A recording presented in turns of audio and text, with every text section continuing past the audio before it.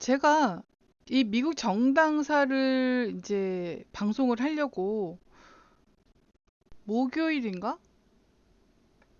목요일인가 금요일인가 기억이 안 나는데 아무튼 그때 유튜브를 한번 쭉 살펴봤어요. 근데 한 두 개인가 세 개인가 있더라고요. 공중파 방송에서 한 거, 공중파던가 아무튼 어떤 방송에서 한 거 하고 그리고 유튜버 한 명하고 그다음에 좀 그 사람이 방송에도 나오고 이랬던 사람 같은데 이름은 기억이 안 나고 뭐 그 사람이 그 했던 그 정당에 대한 미국 정당 역사가 있더라고요. 그래서 좀 봤는데 어 그렇게 시작하면 안 될 것 같다는 생각이 들어서 제가 이제 그걸 살펴본 이유가 왜 그러냐 하면 그 그분들이 했으면 누가 저 말고 다른 사람들이 하면 전 안 하거든요. 그분 거 보시면 되니까.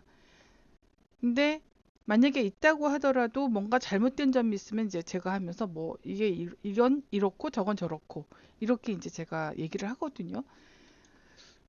그래서 제 방식으로 한번 미국 정당의 역사, 간략사예요. 그거를 한번 들어보시는 것도 괜찮을 것 같아서 그리고 이 부분은 제가 따로 떼서 그 요 있잖아요. 지금 요거는 그 이렇게 캡처를 해가지고 제가 블로그에 올려서 그 링크를 해서 고정을 해놓을 테니까 그거를 보시면 참고하시면 좋을 것 같아요. 그리고 제가 공지방에서 이제 영국사 강의를 시작했죠. 제가 영국사 강의를 시작한 이유가 사실은 영국사를 공부를 해야지 현대사를 알 수 있어요. 그리고 제가 요즘 보는 책이 욤키프르 전쟁 하고 1991이라고 하는 책을 읽고 있어요. 저는 어떤 식으로 책을 읽냐면 보고 싶은 책, 연관이 있는 책들을 이제 쫙 펼쳐놓고 네, 같은 부분을 이렇게 해서 이렇게 그렇게 합니다. 그래서 어떤 책에 뭐가 있는지 잘 기억 안 나고 제가 알고 싶어하는 내용만 제 머릿속에 있거든요. 아무튼 그렇습니다. 자, 그럼 이제 들어가겠습니다. 아주 정말 간략한 거예요. 정말 간략하게만 들여다볼 겁니다. 그런데도 시간은 꽤 오래 걸릴 거예요. 오늘 살펴볼 내용이 이제 미국 정당사잖아요. 미국 정당이 어떻게 해서 형성됐나. 네, 어떻게 해서 양당 체제로 굳혀지게 되었는지 요거가 목적인 거예요. 그러니까 이게 뭐냐 하면 역사는 바라보는 관점, 그러니까 역사를 보는 사람의 관점에 따라서 다르게 해석이 되고 다른 내용들이 보입니다. 이거 굉장히 중요한 거예요. 이거는 그 저짝 사람, 마르크스주의자 중에 한 사람이 에드워드 할렉하구나. 네. 네, 그 사람이 얘기한 그 역사란 무엇인가에도 나와 있어요. 관점이 굉장히 중요하다. 그래서 이제 지금 들여다볼 거는 그냥 미국 역사가 아니라 미국 역사에서 왜 양당 체제가 굳혀졌는지 요거를 위주로 보는 거라서 간략하게 쭉 그냥 훑어보는 걸로 이제 가볼 거예요. 제가 이거를 오늘 준비한 이유는 뭐냐면 트럼프 2기예요. 이제 새로운 시대가 열릴 거라는 거죠. 그리고 우리나라에서 미국을 잘못 알고 있는 사람들이 굉장히 많아요. 미국이 너무 악마화돼 있거든요. 미국을 악마로 생각하시는 분들이 혹시라도 계셨다면 그거는요. 저쪽 종북 애들 그리고 중공 애들의 그 프로파간다에 세뇌된 겁니다. 그래서 이 영상을 보시고 그 프로파간다를 좀 이렇게 세뇌된 그 뇌를 세척하시길 바라고요. 우리 그 폴라스타 애청자분들도 이것을 참고로 해서 그 사람들의 뇌를 좀 이렇게 씻어주세요. 그래서 제가 오늘 방송을 준비했습니다. 이 사람들은 종교의 자유를 찾아서 떠난 사람들이에요. 그래서 그런 사람들답게 자기들이 지키려고 하는 그 자유를 다른 사람한테도 인정합니다. 내 자유로 해서 다른 사람을 죽이는 그런 일을 하는 사람들도 있지만 네, 종교가 다르다고 해서 같은 유럽인들을 사륙하는 그런 일들은 안 했습니다. 그래서 피해온 사람들이라서 그런 지조를 지키기가 굉장히 어려운 거예요, 그게요. 보통 당한 사람은 되갚으려고 하는 그런 앙심을 품는 게 더 쉽기 때문이거든요. 자, 오늘 방송 내용은요. 미국인의 역사 이 책하고요. 그 다음에 현대 미국의 이해 이 책을 참고했고 그 다음에 위키백과도 참고했다는 거 알려드리려고 하는 겁니다.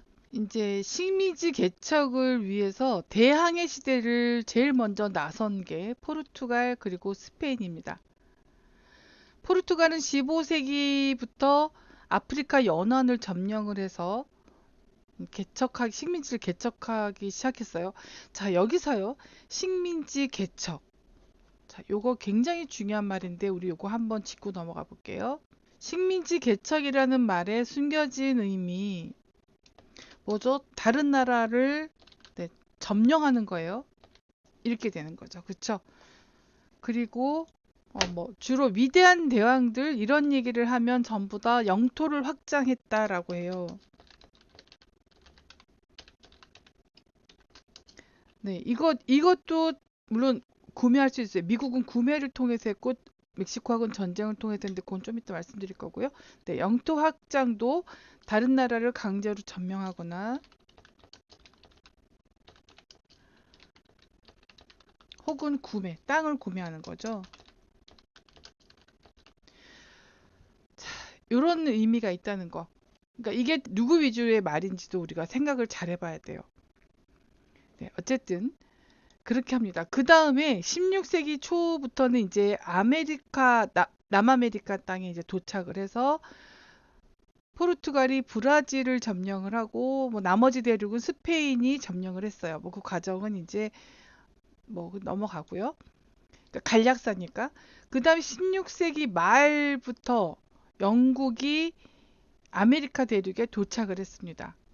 그런데요, 이때 포르투갈하고 스페인이 퍼뜨린 질병들이 있어요. 백인만이 가지고 있는 질병이 인디언 부족에게는 굉장히 치명타가 된 거예요. 그래서 장티푸스, 독감, 홍역 뭐 이런 질병이 퍼뜨려져서 인디언 부족 굉장히 많은 수가 사망했다고 해요. 90%가 사망했다고 하죠. 먼저 우리가 유럽 역사를 이제 공부를 하는 미국도 이제 유럽 안에 이제 들어갔던 거니까 유럽으로 이제 저는 일단 넣습니다. 자, 유럽의 종교는 가톨릭 크게 개신교가 있습니다. 정교는 지금 안 나오니까 여기선 뺄게요. 포르투갈하고 스페인은 가톨릭이고요. 영국은 개신교인데 그 중에서도 영국 국교 성공회입니다. 우리나라에 있는 성공회대가 바로 이거죠. 희한하죠. 성공회에서 왜 빨갱이들이 나올까요? 진짜 연구 대상입니다. 그 다음 프랑스는 가톨릭이고요. 네덜란드는 개신교, 칼빈교입니다. 그 다음 독일은 개신교, 루터교고요. 오스트리아 가톨릭, 이탈리아 가톨릭 이렇게 됩니다. 그러면 종교가 다른 나라끼리는 엄청나게 서로 왼수인 셈이죠. 이거 장착하시고 그리고 이제 역사 속으로 들어가 보겠습니다. 1584년 여름에 아메리카 대륙 노스캐롤라이나 근처에 있는 그 우터 뱅크스라고 하는 곳에 엘리자베스 1세죠. 엘리자베스 1세의 허가증을 가진 사람들이 도착을 해요. 이게 왜 무섭냐면 그냥 가도 됩니다. 그렇죠? 그냥 가서 내가 이렇게 개척해도 되는데 네, 왕한테 허가장을 받아서 갔어요. 이때의 이 시절에 이 사람들의 사고 방식을 알 수 있는 거예요.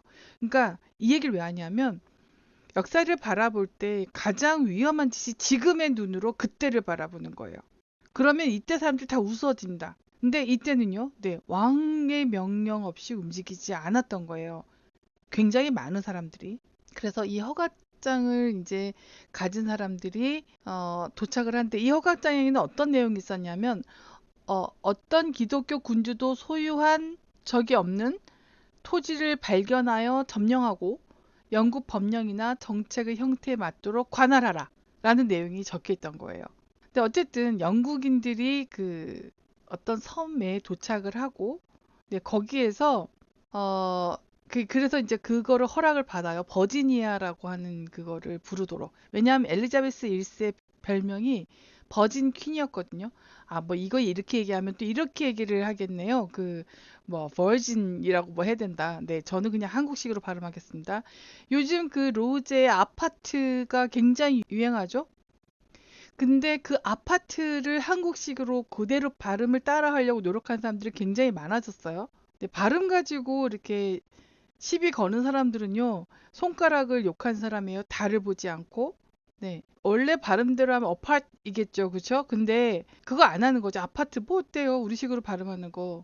뭐 독일 애들은 영어를 독일식으로 발음하고 프랑스도 영어를 프랑스식으로 발음하잖아요.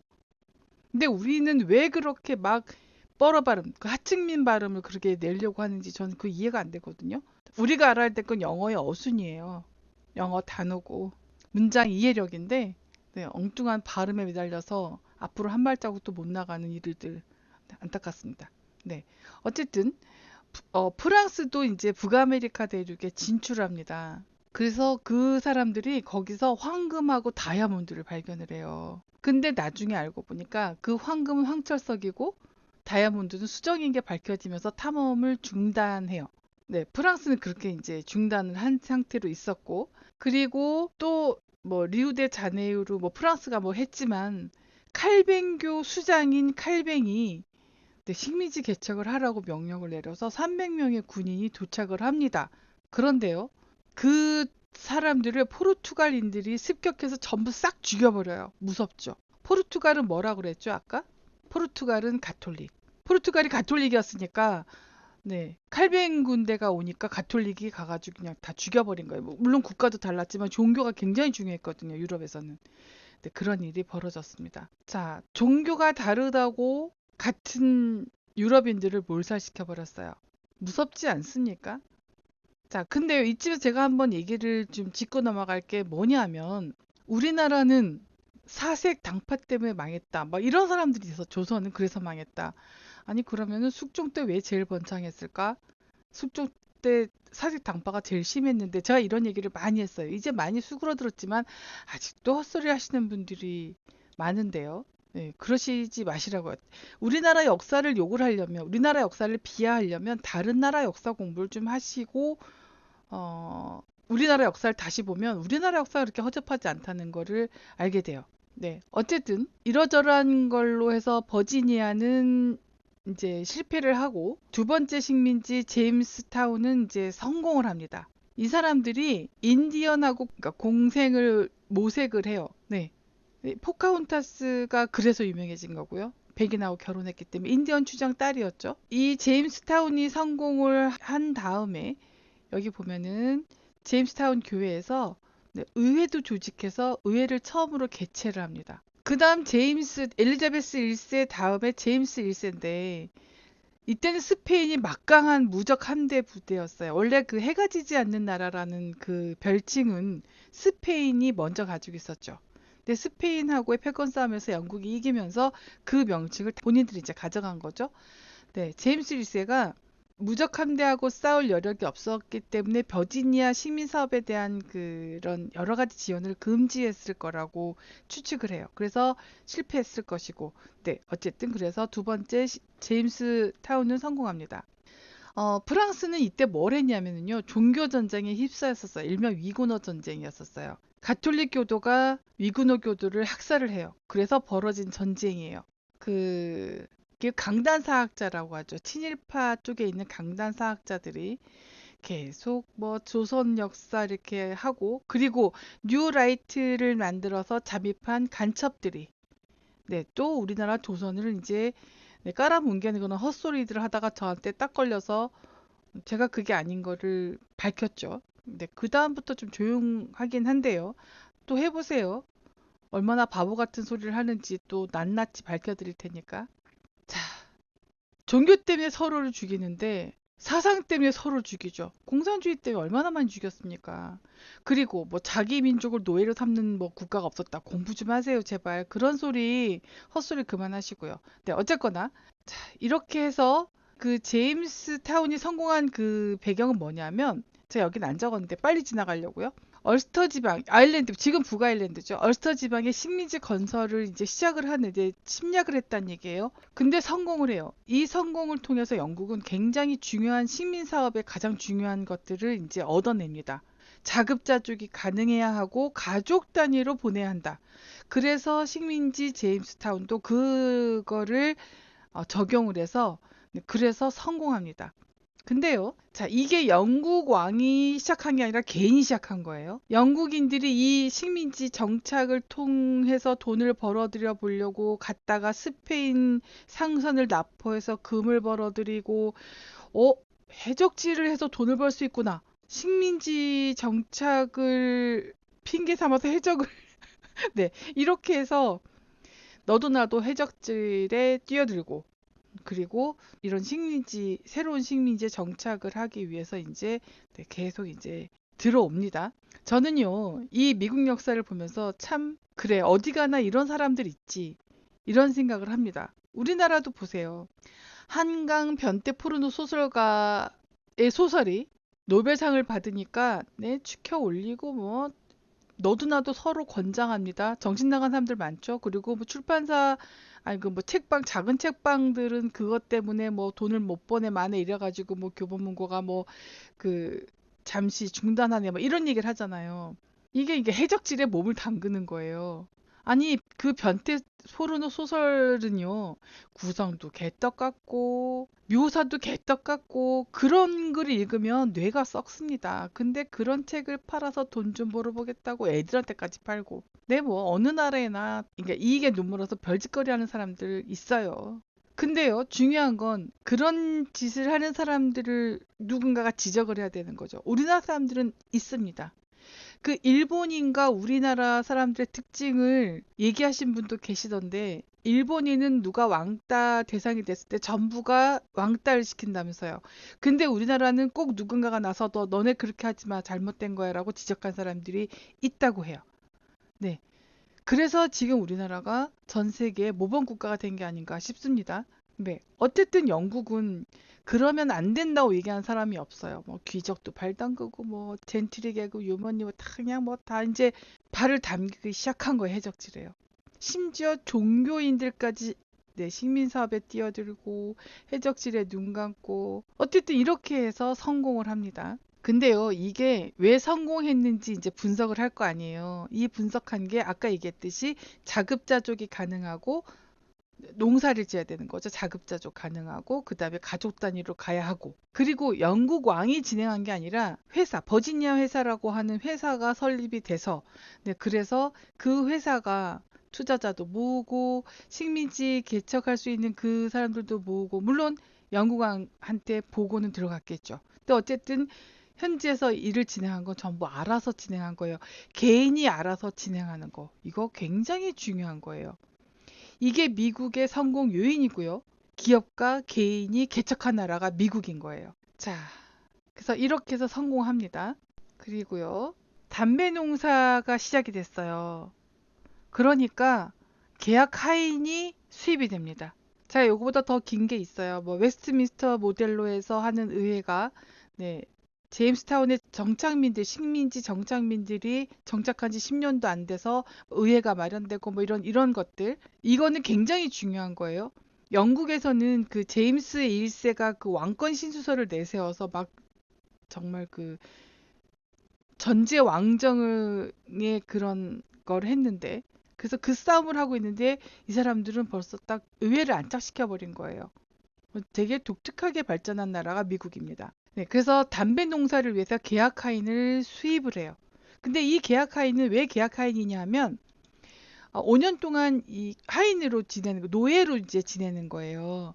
그리고 그 계약 기간이 끝나면 자유민으로 살 수 있는 그런 조건을 가지고 왔는데 대부분은 빚을 또 지는 거예요. 계속 빚을 져서 그냥 하인 노예 생활을 이제 벗어나지 못한 상태였어요. 자, 이렇게 계약 하인이 수입이 되면서 미국에 이제 두 개로 이제 분리돼요. 정치 성향이 두 개로 분리되는데 하나는 대의 제도파, 그러니까 정확히 말하면 노예 노동을 찬성하는 사람과 노예 노동을 반대하는 사람으로 나뉜 겁니다.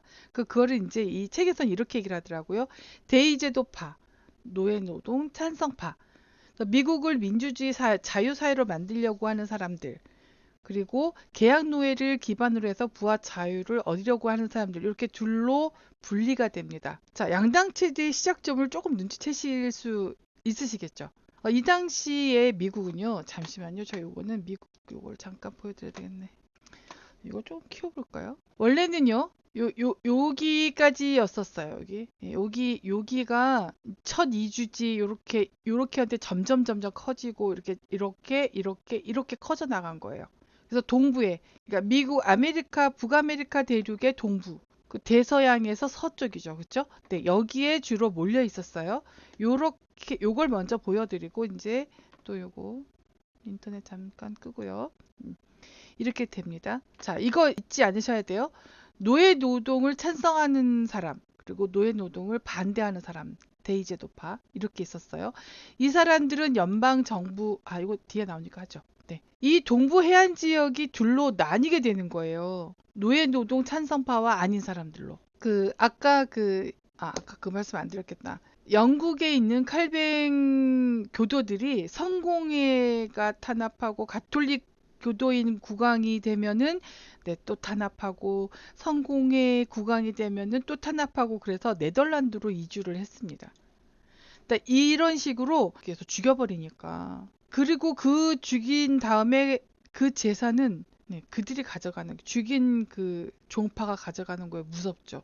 재산, 사람 죽이고 재산을 약탈한 거예요. 같은 민족끼리. 이런 거를 몰라서 한국 역사를, 조선 역사를 그렇게 깔아뭉개는 거죠. 나 무식해요라고 얘기한 거예요. 그러니까 아까 그 방구석 유튜버라고 얘기한 사람과 똑같은 일이 벌어지는 거예요. 그 다음 중요한 사건이요.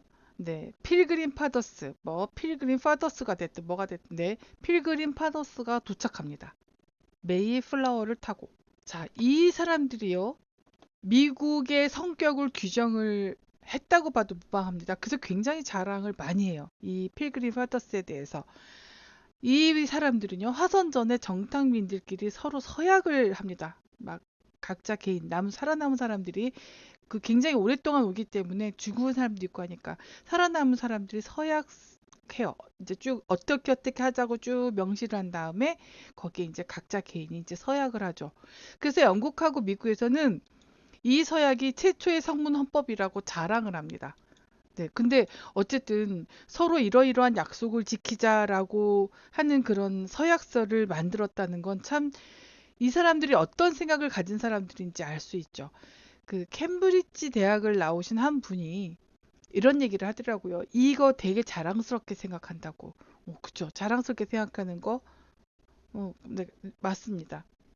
근데 이분들이요, 정말 이 필그림 파더스가 굉장히 운이 좋았던 게 이제 이러저러한 일들을 겪으면서 정착지를 찾아다녀요. 그 사이에 뭐 또 전투도 벌어지고 많이 죽고 뭐 이렇게 해요. 근데 이들이 지금 이제 뉴 잉글랜드라고 하는 지역인데 여기에 정착하기 전에 어떤 일이 벌어졌냐면 아까 그 포르투갈하고 스페인이 퍼트린 그 병, 뭐 천연두, 홍역, 뭐 이런 것들 있잖아요. 뭐 결핵 이런 것들이 남아메리카에서 시작했는데 그게 북아메리카까지 올라가서 원주민이 굉장히 많이 죽었어요. 90%가 죽었다고 하니까. 근데 이들이 찾아낸 땅은 정말 비옥한 토지였는데 천연두로 전부 다 사망한 땅에 도착한 거예요. 너무 신기하죠, 그쵸? 그래서 싸움 없이 뭐 어떤 별 다른 그 갈등 없이 거기에 정착을 할 수 있었던 거예요. 그러니까 어느 정도였냐면 이 그 지역 이들이 찾아낸 그 정착지를 중심으로 해서 약 480km 반경에 인디언들이 하나도 없었던 거예요. 네. 그렇게 해서 정말 비옥한 땅에 정착을 했고 그리고 나무들이 그렇게 크고 울창했다고 합니다. 숲이. 그러니까 땔감 걱정 없죠. 심으면 잘 자라죠. 근데 이렇게 해서 네, 나무가 많으면 뭐 건물도 마음대로 지을 수 있잖아요. 참 정말 이 정도면은 신이 도와줬다고 자랑할 만하지 않나요? 근데 여러분, 우리는 분명히 미국이 인디언들을 되게 많이 죽이고 사륙을 통해서 저 북아메리카를 차지했다. 뭐 이렇게 알고 있잖아요. 근데 어떻게 된 거죠? 잘못 알고 있었던 거예요. 그러니까 이 이후에도 전쟁은 물론 있습니다. 인디언하고 인디언 부족 살아남은 그러니까 이 사람들을 도와준 사람들을 이 사람들이 쳐내고 밀어내고 이런 일도 있었어요. 근데 어쨌든 초기에는 네, 이렇게 했다는 겁니다. 이제 버지니아에 정착한 사람들도 이제 늘어나기 시작해요. 그래서 이 사람들은 담배 농사 덕분에 살아남았고 뉴 잉글랜드에 정착한 사람들은 네, 필그림 파터스는 비옥한 땅 덕분에 자급자족 그리고 네, 뭐 땔감 걱정 없이 살아남을 수 있었어요. 그래서 그 당시 미국의 경제 상황은 어떻게 됐었냐면 북부는 생산물 수출을 통해서 이득을 얻은 거예요. 그리고 남부는 아까 계약노예, 계약하인 말씀드렸죠. 네, 계약노예를 기반으로 해서 이득을 얻었습니다. 그리고 식민주의자는요, 이 노예 판매를 통해서 이득을 얻었어요. 네, 어쨌든 전부가 이득을 얻고 있었어요. 그러니까 점점 더 많은 유럽인들이 건너기 시작합니다. 돈도 벌을 수 있고, 정착해서 농사도 지을 수 있고, 그리고 종교의 자유도 있고, 죽임을 당하지 않으니까. 그래서 굉장히 많은 유럽인들이 아메리카로 몰려들기 시작해요. 종교의 자유를 얻기 위해서, 그리고 자기 땅을 소유해서 경작하기 위해, 그리고 또 그 땅을 경작해서 더 큰 부자가 되기 위해서 네, 아메리카로 몰려들기 시작합니다. 자, 시간이 흘러서요. 아메리카 대륙에 1660년에는 인구가 10만 명으로 증가를 해요. 삶이 풍요로워지니까, 그리고 일손도 많이 부족하고 하니까 결혼도 일찍 하고요. 보통 평균 그 가임기 여성이 아이를 7명을 낳았다고 해요. 엄청나죠. 그러니까 인구는 점점점 확확확 불어나겠죠. 그렇죠? 이렇게 아메리카 식민지 아메리카가 성장하는 동안 영국은 그 스페인하고 프랑스하고 전 세계 그 패권을 놓고 전쟁을 시작을 해요. 그래서 이거를 프랑스 인디언 동맹이라고 해가지고 영국은 프랑스와 싸우는데 프랑스가 인디언한테 이제 협력을 하면서 이제 싸우기 시작해요.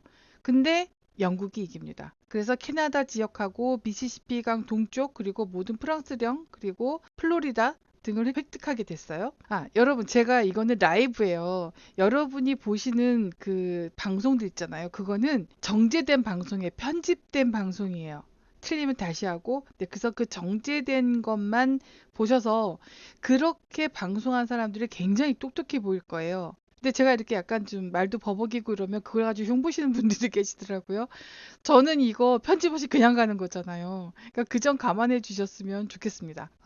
네, 어쨌든 그 군사 비용이 되게 많이 들어가잖아요. 그러니까 영국이 이 아메리카 식민지에 전쟁 비용을 징수를 결정해요. 그리고 증세를 결정합니다. 자, 그러면 어떤 일이 생기죠? 식민지 주민이 폭동 일으키고 당연한 거죠. 식민지 주민이 폭동 일으킬 수밖에 없죠. 저항하는 거죠. 아니 내 돈을 내가 벌어서 네가 한 일이 뭐가 있는데, 그죠? 이럴 때는 국가 네가 한 일이 뭐가 있는데가 되는 거죠. 이럴 때 쓸 수 있는 말이에요. 근데 한국에서는 국가가 하는 일이 굉장히 많습니다. 그래서 한국에서 국가가 하는 일이 뭐냐 이런 소리 하는 사람은 빨갱이거나 금치산자입니다.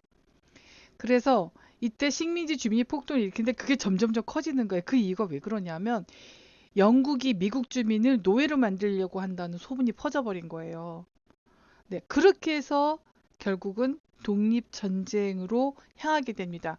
독립전쟁을 미국 혁명이라고 부르기도 하죠. 1776년에 시작됐고요. 워싱턴 장군이 이끄는 식민지군이 영국 군대를 상대로 이제 싸우기 시작하고요. 결정적으로 프랑스 루이 16세가 원조를 해서 1783년에 식민지 군대가 영국군을 물리치고 승리를 합니다. 여러분, 그 자유의 여신상이 프랑스가 선물했다고 하잖아요. 그게 그래서 그런 겁니다. 네, 프랑스가 이 식민지 군대를 지원하지 않았더라면 어떻게 될지 모르죠. 근데 자, 여기서요. 프랑스가 왜 그 미국 식민지 군대를 지원해 줬을까요?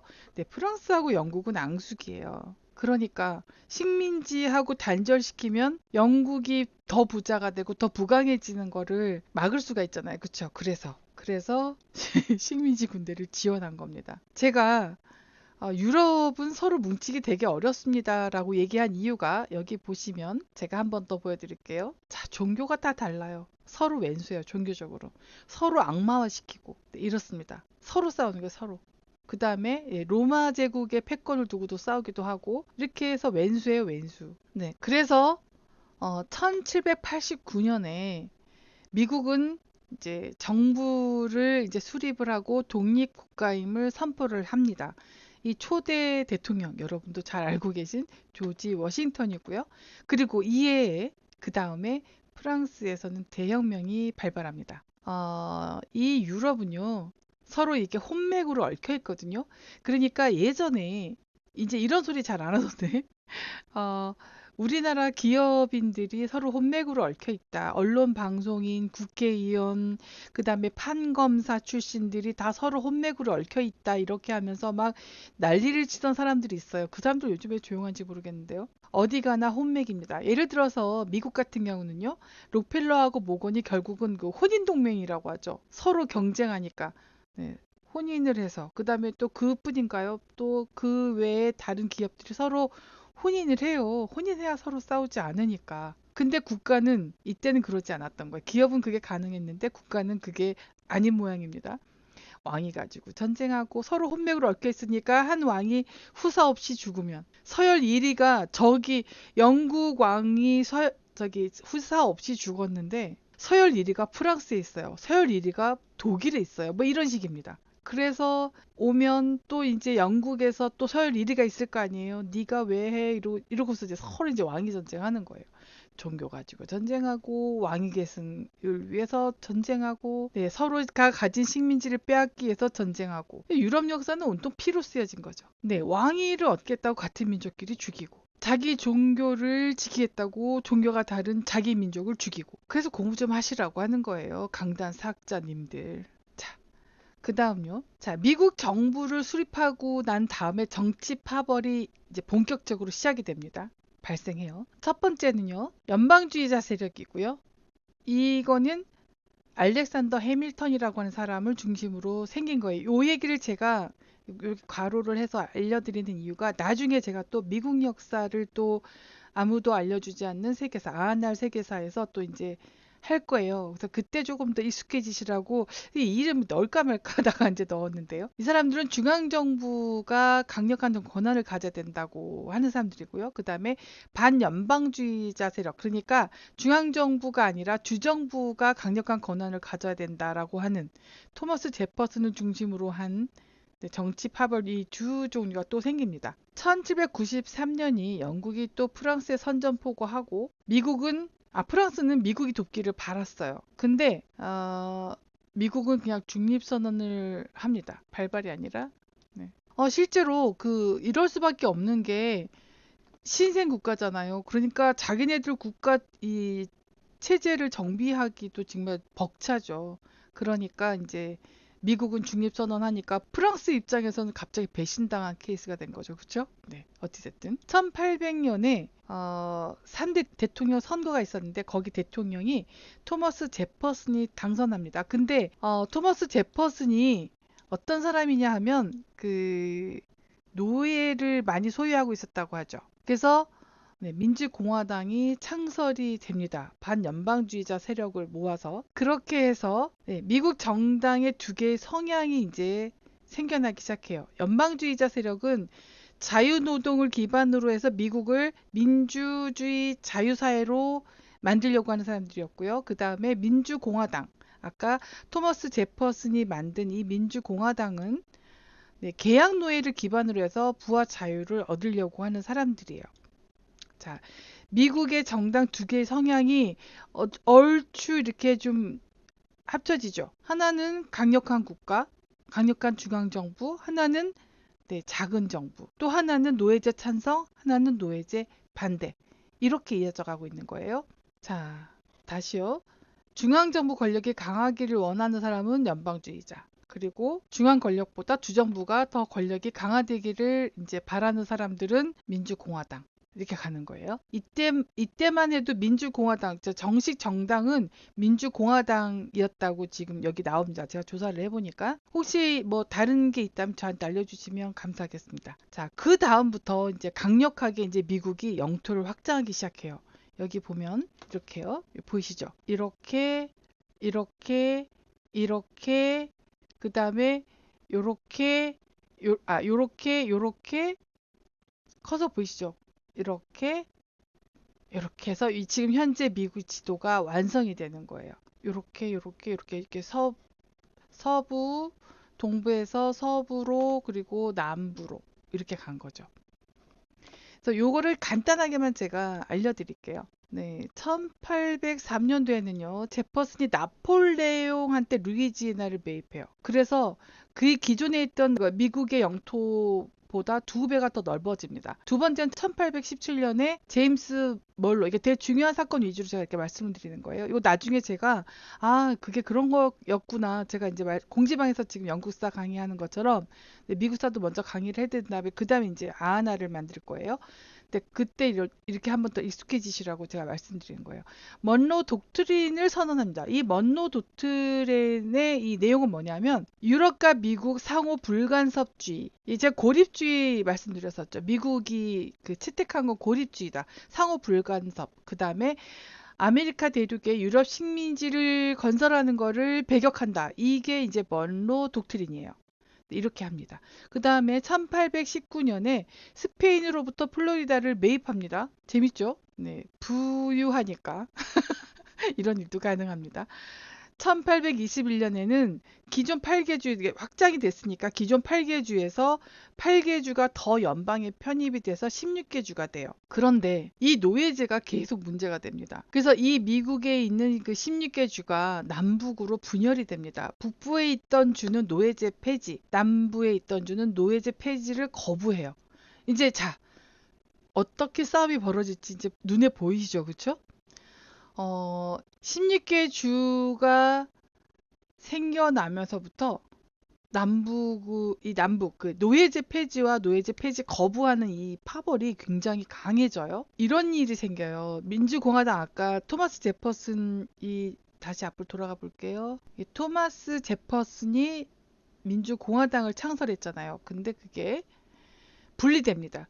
왜 분리되냐면 1824년 대선에서 완전히 희한한 일이 생겨요. 존 퀸시 애덤스라는 사람하고 앤드류 잭슨이 이제 출마를 했는데 선거인단이 다수표를 얻지 못한 거예요. 그래서 의회로 대통령 선출이 넘어갑니다.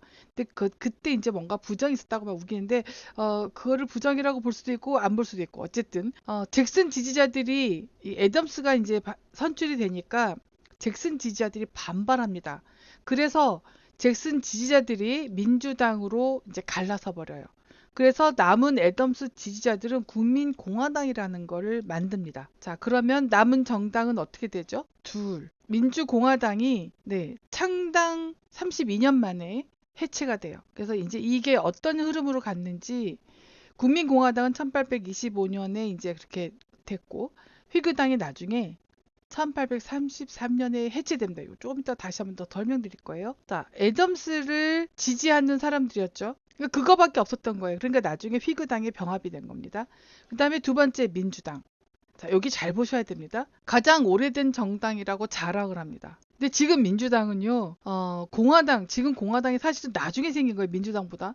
근데도 올드라는 말을 붙여가지고 굉장히 올드하게 만들어버렸어요. 이렇게 어떤 네이밍을 한다는 것, 그리고 그 거대 아젠다를 제시한다는 거, 이거 굉장히 중요한 거예요. 네이밍을 그렇게 한 거예요. 그래서 초기 민주당 특징은 뭐였냐면 작은 정부 노예제 지지예요. 이거 굉장히 중요한 건데요. 그래서 민심이 이반이 됩니다. 그리고 뉴딜 정책 이후에 사회주의 불의 이념이 그 안에 들어가기 시작해요. 그 사람들이 들어오니까. 그래서 자, 민심이 이반되고 사회주의 불의 이념까지 섞이기 시작하니까 자, 지지층이 이제 떠나가는 거잖아요. 그러니까 어떤 일이 벌어지냐면 1980년대부터는 여성 성소수자 진보인 것처럼 이제 또 가장하는 거죠. 우리나라도 그런 빨갱이 세력이죠. 민주당. 네, 성소수자, 흑인, 무슬림, 아시아계 등을 지지자로 흡수하기 시작한 거예요. 자기 지지층이 떨어지니까. 어머, 쟤들은 노예제를 지지해?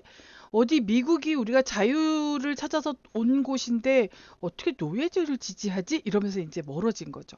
자, 19세기 1800년대가 됩니다. 1800년 인구수가요, 530만 명으로 증가했다고 합니다. 그리고 미국 남부에서는 조면기 기술이 이제 그걸 발명이라고 해야 되죠. 네, 발명이 되는데, 그래서 더 많은 이제 그 면섬유를 뽑아낼 수 있게 된 거죠. 그래서 면섬유는 흰색금이라고 하는 별칭까지 얻게 됐어요. 그러니까 남부가 확실히 이제 노예 노동에 의지할 수밖에 없게 된 거죠. 조면기 기술이 생기는 바람에 더 많은 목화를 따야 하니까. 그래 더 많은 부를 이룩할 수 있으니까. 그래서 미국의 경제 체제는 이때를 기점으로 해서요, 남북으로 확실하게 분리가 됩니다. 그래서 남부는 노예 체제를 기반한 경제 체제, 그리고 북부는 자유 노동 체제를 기반한 체제로 이렇게 딱 완전히 갈려버려요. 이렇게 남북이 확실하게 갈리니까 미국 정부는 수도를 옮깁니다. 컬럼비아 특별구라고 한 그 어디에도 이제 걸리지 않는 자유로운 컬럼비아 특별구로 옮기고 그게 지금의 워싱턴이에요. 개를 잡냐고요? 아닙니다. 개념을 잡아주마입니다.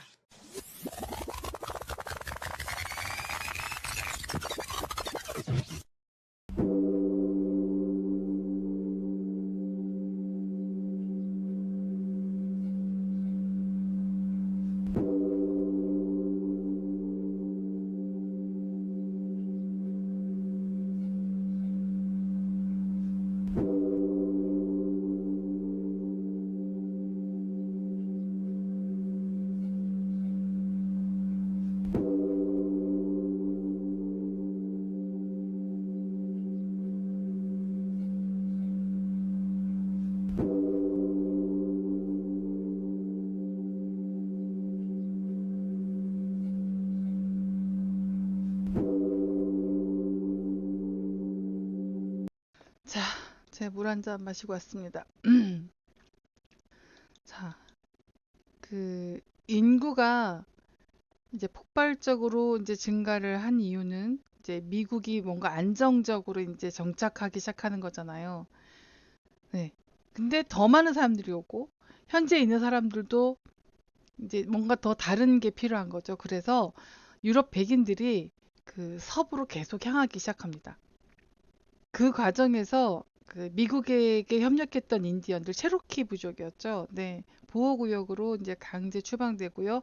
그 강제 추방되는 그 과정에서 인디언 4천여 명이 이제 사망하는 일이 벌어지죠. 그래서 인디언 보호구역까지 가는 과정을 눈물의 길이라고 부르기도 하고 슬픈 일이죠. 협력했는데 뭘 안 했으니까. 그래서 힘을 가져야 되는 거예요. 그래서 자주국방 굉장히 중요한 겁니다. 그렇죠? 그래서 미국 영토 확장 2기가 이제 또 이제 시작이 됩니다. 1821년 멕시코가 스페인한테 이제 그 독립을 쟁취하니까 와, 미국은 재빨리 텍사스를 점령하고요. 그 다음에 1846년부터 1848년까지 멕시코하고 전쟁을 벌입니다. 그래서 그 리오그란데 강 그 북쪽의 모든 멕시코 영토를 점령해 버려요. 자, 어마어마합니다. 그렇죠? 이 그 감각이 저 영토를 내가 가질 거야. 네. 가질 거야 해서 가졌습니다. 그리고 또 미국은 그 영국령이었던 이 북서부 지역을 영국 왕으로부터 이제 양도받아요. 오리건 지역 일부라고 하더라고요. 그리고 이 과정에서 증기선하고 기차 그리고 전신선이 발달했고요.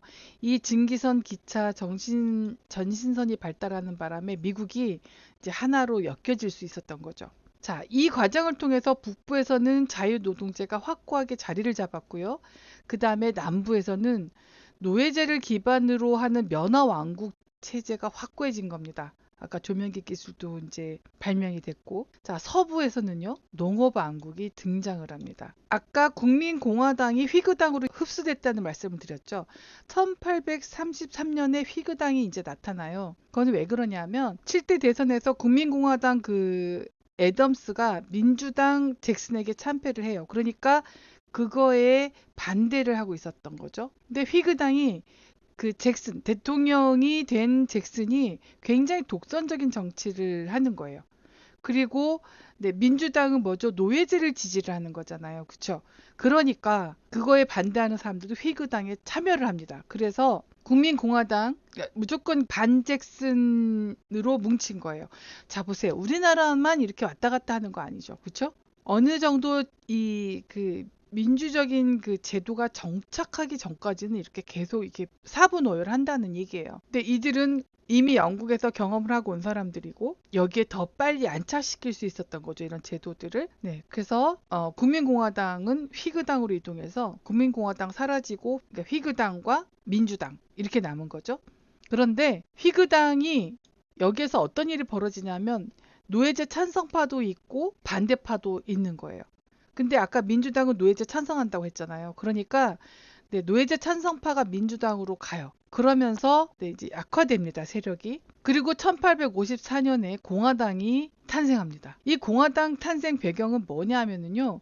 이 북부로 노예제를 확산시키는 법이 통과된 거예요. 그게 뭐 캔자스 네브라스카 법 이런 법인데 법이라고 합니다. 저는 아직 들여다보지 못했습니다. 명칭만 아는 것뿐이에요.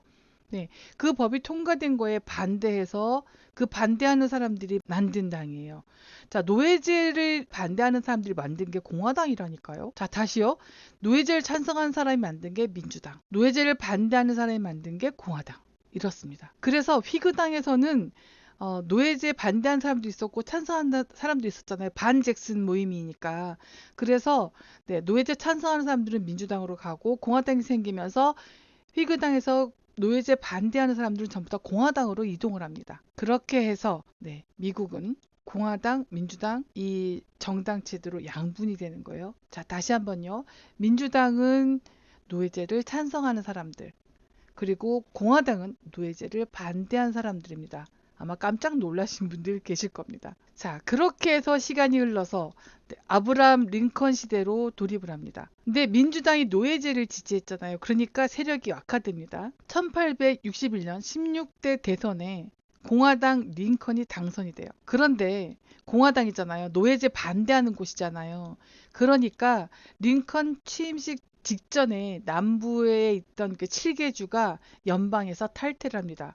근데 이 사람들이, 그러니까 이 7개주가 연방에서 탈퇴를 하니까 4개주도 바로 또 연방에서 탈퇴를 해요.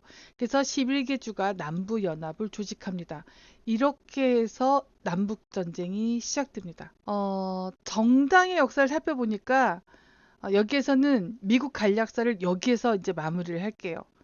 자, 민주당, 공화당이 나왔으니까 지금도 민주당, 공화당 양당 체제잖아요.